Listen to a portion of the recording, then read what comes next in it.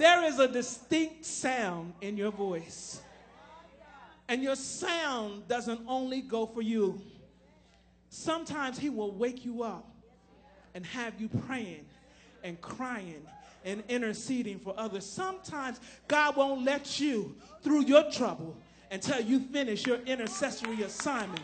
The scripture says in Job 32:10, and the captivity of Job was turned when he prayed for his friends. Sometimes you need to be on your assignment, and God will let your trouble, he will let your Pharaoh, his chariots, and his men chase you to your Red Sea only because you won't cry out and be your intercessor like you're supposed to.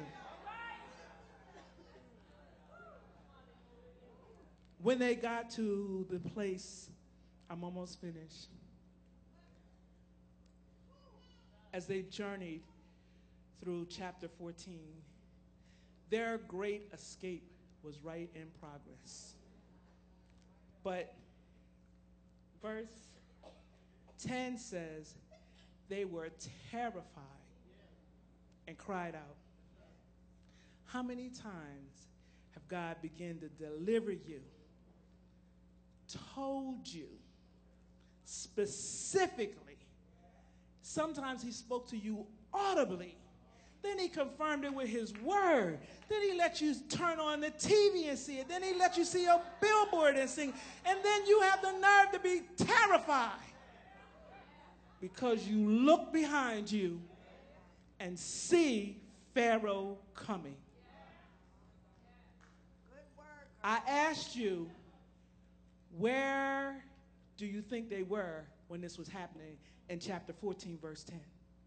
Ask me where they were. Glad you want to know. They were sandwiched in between what God spoke, their progression in progress, and a few steps away from their arrival to victory. But then they had a nerve to cry out with terror. See, it's one thing to be saying, Lord, I thank you. It's another thing to be acting in fear. When you look at them coming from where they had came from, you would think their attitude, their mindset would be different.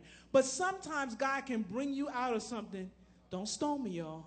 And your mind can still be back there in bondage. And when you catch that happening, you can lay hands on yourself and be delivered. Because sometimes God can't take you forward because you're stuck thinking about that's what happened, that's who hurt me. And he says no more pain. He said I've done surgery. He says I released you. He said I've healed you. But you're stuck. Sometimes causing your own pain.